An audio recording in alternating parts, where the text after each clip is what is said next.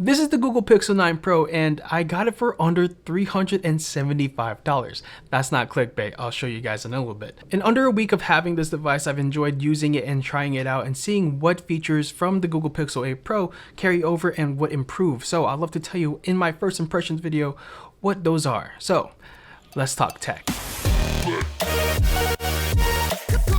I'm Agent with Ardently Tech, and as I mentioned, I've only had this phone for a few days, so I can't really call this a full-length review. This is more of a first impressions, but it has been really great. It's made a pretty good first impressions. But do stay tuned for a full-length review on this device, but for now, this is just going to be first impressions. There's a lot of things that I love about it, and one of the first things is this is the brand new size for the Pro model. The Pro model never came in this size before. It usually was in the XL version. I really enjoy having the smaller footprint on this device because I personally like these smaller phones. I don't have the largest hand, so I always have to strain or use two hands on larger displays, but on this device it's just like the perfect reachability for everything. Even the buttons are in the perfect spot for one-hand usage, and I think that's what a phone should be, a one-handed device. And let's not forget to mention the new redesigned look that makes it look very similar to an iPhone and feel very similar to an iPhone. But part of me also does kind of miss the curviness of the Google Pixel 8 Pro, but there's something about the squared off design that feels very at home as a normally iPhone user. Now the next biggest thing that obviously came with the Google Pixel 9 was Gemini. Gemini was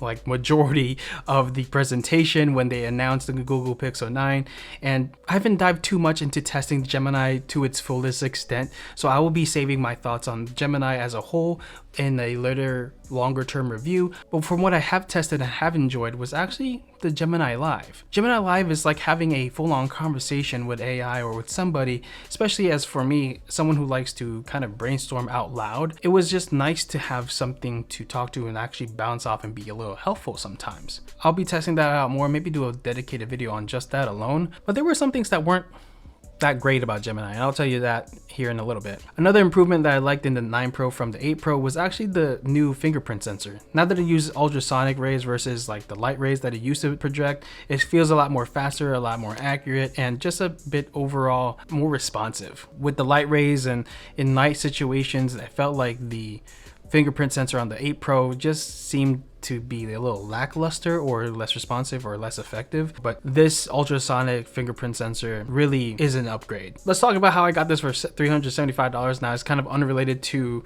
the phone in particular, but the fact that I was able to get this for only $375 is insane to me. Last year I traded in my 12 Pro to get the Google Pixel 8 and I got that for like under $300. Then I took that Google Pixel 8 Pro and traded that in for this Google Pixel 9 Pro, and they gave me $700 of credit. Well, $699, but $700 effectively. And that took the $1,100 price tag to just $4 something, and that's with a case. I got a $55 case, which I'm not so sure this should cost $55, but it was a case I needed to have. I prefer having a case on my devices because going bare boned is scary to me. But after removing the case, the price effectively was $373, which is insane. And on top of that, Google Store gave me $200 credit for pre-ordering the device. And with that $200 of credit, I used that to pre-order the Google Pixel Buds Pro 2, effectively making those $45. And on top of that, they gave me another $30 of credit for pre-ordering the Google Pixel Buds Pro 2. Which is insane to me. That's a total of $420 for the brand new Google Pixel 9 flagship phone and their new flagship earbuds, the Google Pixel Buds Pro 2. As an Apple user, Apple could never give you so much credit. Again, that's kind of unrelated to the phone in general, but the fact that I got it for that low was just insane. Now let's talk about camera quality. I got to test a couple shots, take a couple photos. They're all really good. And without comparing it to any other devices or any other phones, here's just for face value what some of the photos I took during this week of testing it so far. Again, I haven't had a long-term like trial and error, and I'm not a pixel peeper by any means either.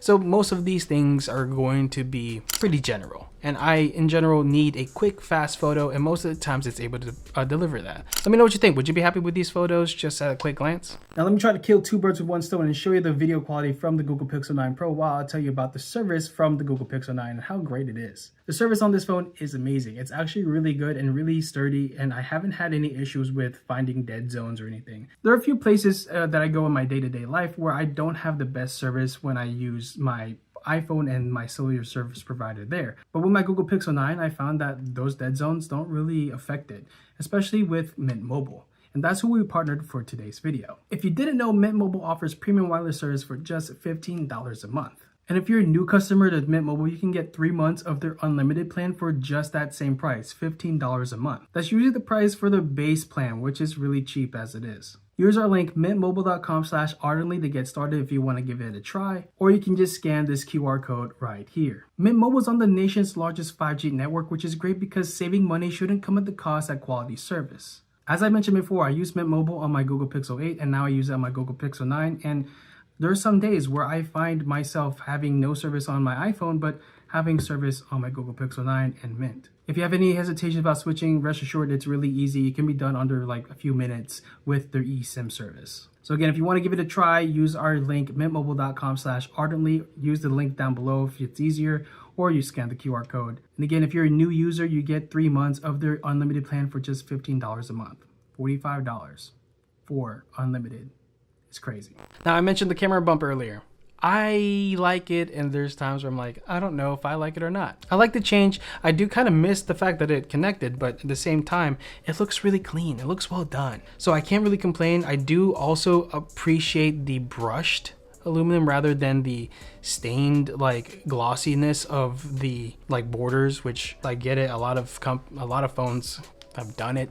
I just find myself polishing the sides more often than I like when I don't have the case on, which is why I also always have a case on. All right, so those are the things that I enjoyed in my first few weeks, but there are also some things that I don't know how I feel yet, or I don't really care for in this first few weeks. And again, this is not full, this might change in the future, but right now there are some things I don't know. One of them is actually having to pay for Gemini, like the pro version of Gemini. I don't know what that's all about. You get it for free when you upgrade, so you get it for a year for free, but like having to pay for it in general, it just feels a little like, I don't know, penny pinching. I don't know. I feel like if you're going to make the software something, you know, for everybody, I feel like it just should be available. That's why I feel like Apple was like, Apple Intelligence is completely free to every user. I think they really were taking a shot at the fact that you have to pay for Gemini, but I kind of get it. I don't know why you should be paying for software. Gemini also feels like it slowed down some of its regular normal tasks. Like I do a lot of math. I have Siri or my Google Assistants do the math for me when I can't do like quick division and it's going to be decimals.